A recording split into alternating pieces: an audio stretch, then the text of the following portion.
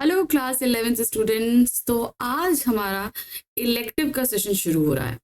तो इलेक्टिव वाले जो स्टूडेंट्स हैं उनके पास आने वाली उनकी जो 3 बुक हैं, अंतरा, अंतराल और अभिव्यक्ति और माध्यम। तो आज से हम शुरू कर रहे हैं इलेक्टिव की हमारी पहली बुक अंतरा भाग 1, इसके वर्णनात्मक प्रश्न। तो भाई इन सब का हम एक्सप्लेनेशन आपको पहले दे चुके हैं, साथ ही साथ मल्टीपल चॉइस क्वेश्चंस भी बता चुके हैं, लेकिन अभी बारी ये थी कि वर्णनात्मक प्रश्न भी तो हमें कराने हैं। तो चलिए आज से हम शुरू कर रहे हैं अपने इलेक्टिव स्टूडेंट्स के वर्णनात्मक प्रश्न। ठीक है, तो हमने सबसे पहली बुक जैसा कि आपको बताया कि हमने ली है अंतरा भाग, और यहाँ पर पहला अध्याय शुरू होता है गद्य खंड से, और हमारा पहला चैप्टर है ईदगाह। मुंशी प्रेमचंद द्वारा लिखित ये कहानी बहुत ही मार्मिक है, जहां पर एक छोटे से बच्चे की सोच को दिखाया गया है, जहां पर बड़े बड़ों की सोच काम न। ठीक है, किस तरीके से वो अपनी दादी के दुख को समझता है और अपनी इच्छाओं को वो दबाकर अपनी दादी की तकलीफ को दूर करने की कोशिश करता है। ये बात इस कहानी का मर्म है कि इंसान प्रेम के बंधनों से बंधा होता है। तो चलिए, कहानी तो हमने पूरी पढ़ी हुई है, बहुविकल्पीय प्रश्न भी किए हुए हैं, तो आज कर लेते हैं वर्णनात्मक प्रश्न। ठीक है, तो आज के इस वीडियो में करीबन हम 15 वर्णनात्मक प्रश्न आपके लिए लाए। ठीक है, पहला प्रश्न है, क्या दिया गया है? मिठाई न खरीद पाने पर हामिद अपने आप को कैसे समझाता है? कैसे बताया? भाई उसके पास तो पैसे कम थे, अगर वो पैसे सारी चीजें मिठाई, झूले, खिलौने में कर देता तो शायद वो चीजों को अपनी दादी के लिए उस चिमटे को ना खरीद पाता। उससे समझदारी दिखाई। अब भाई बच्चा तो बच्चा है, वो अपने मन को किस तरीके से समझा रहा है। मिठाई न खरीदना, खिलौने न खरीद पाना, झूले पर ना बैठ पाना, ऐसी सारी क्रियाएं जो उसके दोस्त कर रहे हैं मगर वो नहीं कर रहा, तो वो अपने मन को किस तरह समझाता है। हामिद के साथी मिठाइयां खरीदते हैं और खाते हैं, वे हामिद को दिखा दिखा कर खाते हैं। हामिद मिठाइयों को ललचाई आंखों से देखता है। हामिद ने किताब में मिठाइयों की बुराइयों के बारे में पढ़ा था। वह स्वयं को समझाता है कि खाए मिठाइयां, अपने आप इनका मुंह सड़ेगा और फोड़े फुंसियां निकलेंगी। कि भाई उससे तो दिक्कत होती है, इसी वजह से जब इनकी जबान चटोरी हो जाएगी तो घर से पैसे चुरा कर खाएंगे और घर वालों की मार भी खाएंगे। किताब में झूठी बातें थोड़ी ही लिखी होती हैं, मेरी जबान तो खराब भी नहीं होगी। तो वो समझा रहा है कि भाई इसकी जो नुकसान है वो तुमको होंगे, और फिर इसके बाद घर वालों से भी तुम्हें इसके लिए बहुत ज्यादा डांट पड़ेगी। तो इस तरीके से तसल्ली देकर वो अपने आप को समझाने की कोशिश कर रहा है। हामिद ने खिलौने क्यों नहीं खरीदे? क्या कारण था? उसे ये लग रहा था कि भाई ये हिमालय जो खिलौने हैं तो कुछ ही समय के लिए हैं, अभी गिरेंगे, टूट जाएंगे, खत्म हो जाएंगे। लेकिन उसको तो क्या चाहिए था? मजबूत चीज। और उस समय उसे अपनी दादी की भी बहुत समझ में याद आ रही थी।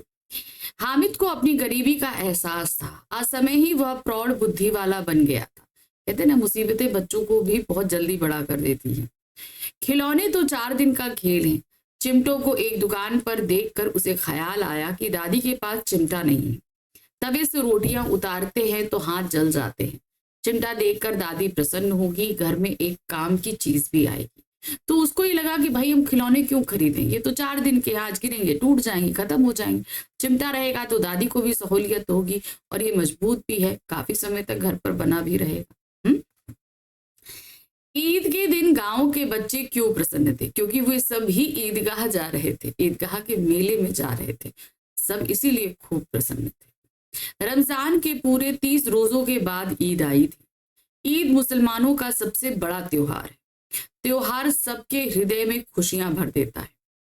बच्चे सबसे अधिक प्रसन्न हैं क्योंकि वह गृहस्थी की चिंताओं से मुक्त हैं। रोज ईद का नाम रटते थे। उनका आना उनको प्रसन्नता से भर देता है। वह मेले में जाएंगे, घूमेंगे फिरेंगे, मनपसंद मिठाइयां खाएंगे और खिलौने खरीदेंगे। तो ईद जो है वो मुसलमानों का सबसे बड़ा त्योहार होता है, ये तो बात है ही, लेकिन साथ ही साथ उन्हें ईदगाह जाने की भी खुशी थी कि वहां जाकर वो मेले में खूब घूमेंगे फिरेंगे और खाए पिएंगे। ईद की नमाज के द्वारा लेखक ने क्या संदेश दिया है? उन्होंने एकता का, किस तरीके से सब एक साथ उठते हैं, बैठते हैं, खड़े होते हैं, पंक्तिबद्ध है, वहां पर उन्होंने सबको एकता एक साथ क्रिया करने के लिए जो है प्रेरित किया है। ईद का त्योहार छोटे बड़े का भेद मिटा देता है। इस अवसर पर इस अवसर पर सब एक दूसरे से गले मिलते हैं। ईद में कोई धन और पद नहीं देखता। ईद आपसी भाईचारे को बनाए रखने व अनुशासन में जीवन व्यतीत करने का संदेश देती है। अब अनुशासन में जीवन किस तरीके से है, देखिए वहां पर बताया उन्होंने। कैसे उन्होंने बताया कि वहां पर सबके सिर सजदे में एक साथ उठ रहे थे, एक साथ गिर रहे थे, तो वो एक अनुशासन था। ये जीवन हमको मिलता है। ठीक है, अब बात ये आ जाती है कि भाई इस तरीके का जीवन जो है वो अगर हम अपने जीवन में ले आए, अगर अपने जीवन में ले आए वो अनुशासन, तो कितना अच्छा होगा। फिर हम लोग ईद में एक साथ गले मिलते हैं, एक साथ जो है सबको, तो एक साथ मिलकर जो त्योहार बनाना है वो एकता भाईचारे का संदेश दे रहा है। और ईदगाह की जो प्रक्रिया नमाज की है वो अनुशासन की दे रही है। ईद का पर्व ही यह बताता है कि सभी में एक ही आत्मा का निवास है, सभी भातृत्व के एक सूत्र में बंधे हैं। नेक्स्ट क्वेश्चन आते हैं। चिमटा खरीद कर हामिद ने अच्छा किया है या बुरा, स्पष्ट कीजिए। हमें लगता है कि वो एक जिस परिवार से था जहां पैसों को लेकर दिक्कत थी, उसे इस चीज का आभास था कि जरूरतें पहले होती हैं और शौक बाद में होते हैं। तो मेरे हिसाब से उसने चिमटा खरीद के बिल्कुल सही किया। चिमटा खरीद कर हामिद ने अच्छा ही किया। उसे अपनी निर्धनता का आभास था, उसे अपनी दादी का भी ख्याल था, क्योंकि तवे से रोटी उतारते समय उसके हाथ जल जाते थे। खिलौने तो थोड़ी देर के लिए मन बहलाते हैं और चिमटा हमेशा काम आता है।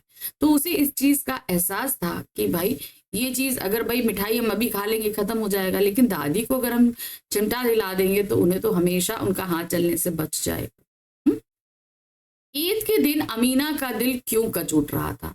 क्योंकि भाई उसे पता था कि इस घर की अकेली जिम्मेदारी अमीना उठा रही है, पैसे हैं नहीं, ईद में वो बच्चे को क्या दे, कैसे खीर बनाए, सिवैयां बनाए, सब करे, उसे समझ नहीं आ रहा, इसलिए वो बहुत ही परेशान थी।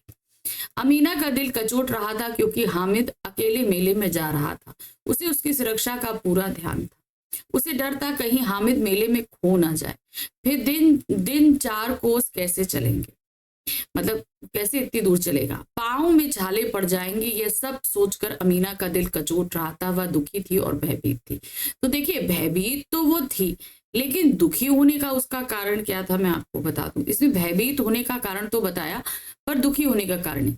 क्योंकि दुखी वो इसलिए थी क्योंकि उसके पास पैसे नहीं थे ईद पर हामिद को देने के लिए, इसलिए वो ज्यादा दुखी थी।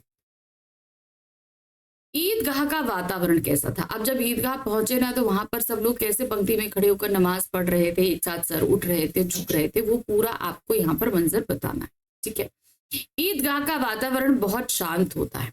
सभी एक पंक्ति में खड़े हो जाते हैं, सभी वजू करते हैं। वजू करना होता है हाथ पैर धोना। बड़ा सुंदर संचालन होता है। हजारों सिर एक साथ सिजदे में झुक जाते हैं, फिर सब एक साथ खड़े हो जाते हैं। ऐसा लगता है कि मानो भातृत्व का एक सूत्र इन समस्त आत्माओं को एक लड़ी में पिरोए हुए।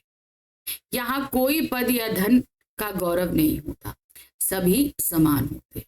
तो ये पूरा एक जो मंजर था वहां का, वो हमें लेखक ने अपनी कहानी में बताया था। अमीना कौन है? उसने छाती क्यों पीट ली? अमीना कौन है?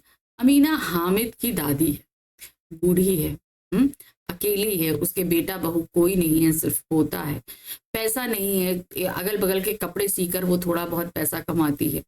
और वो क्यों पीट रही है? क्योंकि भाई उसके पास पैसे नहीं। अमीना हामिद की दादी है, हामिद के माता पिता नहीं है, इसलिए अमीना ही उसकी अकेली देखभाल करती है।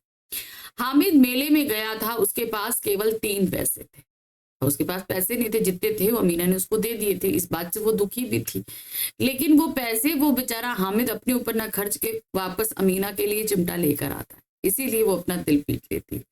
उन पैसों का सदुपयोग कर वह दादी के लिए चिमटा ले आया, क्योंकि तवे से रोटी उतारते समय उसके हाथ जल जाते। अमीना उसकी इस दूरदर्शिता से परिचित नहीं थी और वह ये कल्पना भी नहीं कर सकती थी कि हामिद मेले में भूखा प्यासा रहकर चिमटा लाएगा। अतः उसने छाती पीटकर हामिद की इस नासमझी पर दुख प्रकट किया। तो उसे लग रहा था कि भाई ये बच्चा अपने लिए एंजॉय नहीं कर पाया, मेरी ही सोचता रहा। तो इस बात से वो दुखित थी कि भाई इतने छोटे से बच्चा इतनी जल्दी बड़ा हो गया। हामिद में बुजुर्गों जैसी सोच के कारण क्या थे? अब हामिद के मतलब दादी थी, बूढ़ी थी बेचारी, वो किस तरीके से काम कर रही थी हामिद देखता था, माता पिता थे नहीं, तो उसके पास पैसे नहीं थे। तो कहते हैं ना, जब विपत्तियां पड़ती हैं तो उम्र से पहले इंसान जो है वो बड़ा हो जाता है, और यही हामिद के साथ भी हुआ। हामिद के माता पिता नहीं थे, वह अपनी दादी अमीना के पास रहता था। अमीना की निर्धनता का कोई ठिकाना नहीं, मतलब वो बहुत गरीब थे। हामिद बालक होते हुए भी जीवन की कठिनाइयों से परिचित हो गया था। यही कारण है कि वह मेले में 3 पैसे ना तो खिलौने पर खर्च करता है ना मिठाई पर। वह दादी के लिए चिमटा खरीद कर ले आता है, क्योंकि रोटियां सेकते समय दादी की उंगलियां जलती थी। चिमटे की उपयोगिता को भली भांति समझता है। घर में जो काम एक बूढ़ा अथवा प्रौढ़ व्यक्ति कर सकता है वह हामिद ने किया। अब घर के बुजुर्ग क्या कर सकते हैं कि भाई पहली जरूरत जिस चीज की है हम पहले वो पूरा करते, शौक बाद में आते। बड़े बुजुर्ग ऐसा ही करते हैं। लेकिन यहाँ पर बच्चे क्या होते हैं, बच्चे हमेशा इसका जस्ट अपोजिट करते हैं। उनका जो मन करता है, जो शौक होता है वो पहले करते हैं।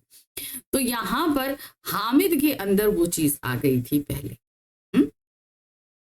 ईदगाह कहानी का उद्देश्य क्या है, अब आपको बताया जा रहा है। यहाँ पर देखते हैं, इस कहानी में लेखक ने बड़े सुंदर ढंग से एक मुस्लिम गरीब परिवार के साथ साथ शहर में होने वाले मेले का यथार्थ तथा व्यापक चित्र प्रस्तुत किया।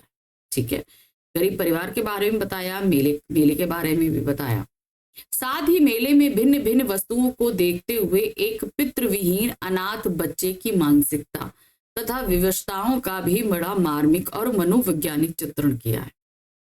एक बच्चे का अपनी वृद्धा दादी के प्रति अपार स्नेह का भी वर्णन है।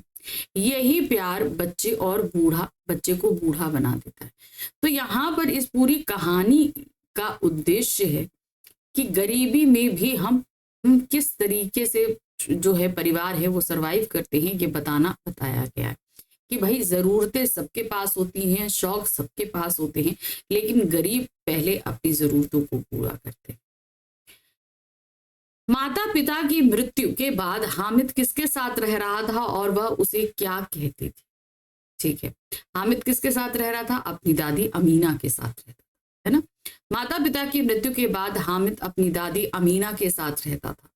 उसकी दादी उससे असीम प्रेम करती थी। हामिद उसी की गोद में सोता था। वह हामिद को सदैव कहती थी कि अब्बा जान रुपए कमाने गए हैं, बहुत सा धन कमा कर लाएंगे।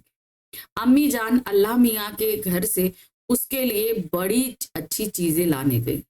तो वो इस तरीके से बताती थी कि भाई अभी माता पिता जिंदा है, ताकि छोटे बच्चे के दिल पर आघात ना पड़े। ईदगाह पहुंचने से पूर्व लड़कों ने क्या देखा? अब जब वो रास्ते में वो स्कूल देखते हैं, मोटर गाड़ियां देखते हैं, वो सारा आपको यहाँ पर बताना है। कहानी में था ना, वही चीज यहाँ बतानी। सभी लड़के सज धज कर शहर जाने को तैयार हो गए। वे हंसते खेलते शहर पहुंचे, जहां उन्होंने सबसे पहले अदालत, कॉलेज, क्लब, घर आदि की बड़ी बड़ी इमारतें देखी। इसके बाद हलवाइयों की बड़ी बड़ी दुकानें देखी, जहां लोगों की खूब भीड़ लगी हुई थी। अंत में इमली के घने वृक्षों के नीचे उन्होंने ईदगाह दिखाई दी। तो यहाँ पर उन्होंने देखिए, यहाँ पर दिया ना कॉलेज और क्लब वगैरह दिखाए। कॉलेज के लड़कों के बारे में बात करते हैं। भाई यहाँ पर लड़के जो हैं इतने बड़े बड़े लड़के हैं कि उनके मूछे हैं, पढ़ते, वो बात हुई थी ना। तो शहर का पूरा माहौल उन्होंने ईदगाह जाने से पहले देखा था। मोहसिन ने अपने मामू की कौन सी बात अपने दोस्तों को बताई? मोहसिन ने क्या बताया था कि भाई उसके मामू जो हैं वो पुलिस में हैं, वो 20 रुपए महीना कमाते हैं और 50 रुपए घर बेचते हैं। तो ये एक तरीके से इन्होंने पुलिस वालों के भ्रष्टाचार को उजागर करने की कोशिश करी है मोहसिन के इस वक्तव्य से। मोहसिन ने अपने दोस्तों से कहा उसके मामू एक थाने में कांस्टेबल है। वह 20 रुपया महीना पाते हैं, लेकिन 50 रुपए घर बेचते हैं। एक बार उसने जब अपने मामू से पूछा कि आप इतने रुपए कहाँ से पाते हैं, तब उसके मामू ने हंसकर उत्तर दिया कि अल्लाह उन्हें देता है। कुछ देर बाद फिर उन्होंने कहा कि वे लोग चाहे तो एक दिन में लाखों रुपए कमा ले, लेकिन वे उतना ही कमाते हैं कि उनकी बदनामी ना हो और नौकरी भी ना जाए। तो एक तरीके से इससे उन्होंने पुलिस वालों के भ्रष्टाचार को उजागर करने की कोशिश करी। मोहसिन की मां ने उसे और उसकी बहन को दो दो चांटे क्यों लगाए? अब मोहसिन जो था ना, उसकी मां ने क्यों मारा था उसे? मोहसिन जैसे ही घर पहुंचा, मोहसिन की छोटी बहन ने दौड़कर भिश्ती उसके हाथ से छीन लिया। मोहसिन मिट्टी का भिश्ती जो है वहां से खरीद कर लाया था, छोटी बहन थी, आई, उसने छीना और मारे खिसी के उछलने लगी कि भिश्ती मिल गया, भिश्ती मिल गया, जैसे खुशी से उछलते ना वैसे उछलने लगी। उछलते ही भिश्ती उसके हाथ से छूटकर नीचे गिर गया और सुरलोक को सुधार गया, यानी कि वो टूट गया, खराब हो गया। इसी बात पर दोनों भाई बहन में मारपीट हो गई। दोनों खूब रोए। उनकी अम्मी उनका शोर सुनकर बाहर आई और दोनों को खूब खूब चांटे लगाए, क्योंकि दोनों आपस में ही लड़े फालतू की चीज के लिए। भाई मोहसिन खिलौना लाया था, उसकी बहन ने तोड़ दिया इसलिए मारा। तो इस वजह से दोनों में लड़ाई हुई और माँ ने जब दोनों को आपस में लड़ते और रोते देख तो माँ ने भी उनकी खूब पिटाई कर दी थी। अमीना दादी का मन गदगद क्यों हो गया जब उन्होंने अपने लिए चिमटा लाया हुआ देखा हामिद को, तो वो बहुत खुश हो गई थी। हामिद ने जब अत्यंत अपराधी भाव से कहा, दादी तुम्हारी उंगलियां तवे से जल जाती थी इसलिए उसने चिमटा खरीदा। सहसा दादी का क्रोध स्नेह में बदल गया। यह मूक स्नेह था, मतलब चुप था, मतलब बोलकर नहीं बताया गया था। खूब ठोस रस और स्वाद से भरा हुआ। वह सोचने को विवश हो गई कि छोटे से बालक में कितना त्याग, कितना सद्भाव और कितना विवेक है, जो दूसरों को खिलौने लेते और मिठाई खाते देखकर डगमगाया नहीं। अपने पोते की इन्हीं खामियों को देखकर दादी का मन खूबियों को देखकर दादी का मन गदगद हो गया कि मेरा बच्चा इतने सारे बच्चों के साथ गया, अपनी सारी इच्छाओं को मारा और उस मेले में भी उसे अपनी इस बूढ़ी दादी के लिए याद रहा और सारे पैसे उन्हीं के लिए खर्च कर आया, अपने लिए उसने एक चीज न खरीदी न खाई। ये बात सोचकर अमीना जो है वो बहुत खुशी से, बहुत फूली नहीं समाई, बहुत ज्यादा उसको खुशी हुई और बहुत ज्यादा गर्व हुआ हामिद पर उसको। तो ये था हमारा चैप्टर ईद का, ये हमारा फर्स्ट चैप्टर था हमारी ई अंतरा बुक का। तो हम सभी ने देखा, तो अभी तो हमारा पहला चैप्टर है, अभी बहुत सारे हैं। तो नेक्स्ट चैप्टर हमारा है दोपहर का भोजन, उसको भी लेकर हम जल्दी ही आएंगे। लेकिन ध्यान रखिएगा, इसमें जो हम आपको प्रश्न करा रहे हैं इन्हें बहुत ध्यान से देखिएगा। प्रश्न भले बदले जाएं लेकिन आंसर इन्हीं से मिला जुला कर आप बना लोगे, ठीक है? तो बहुत ध्यान से इन प्रश्नों को देखकर चलिएगा।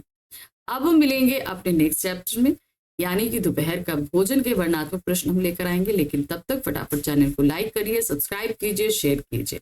और हाँ, अगर कोई भी क्वेरी है, कोई भी चीज है, आप कमेंट बॉक्स में कमेंट ड्रॉप कर सकते हैं। जल्दी ही मिलेंगे दोबारा। Thank you for watching, bye.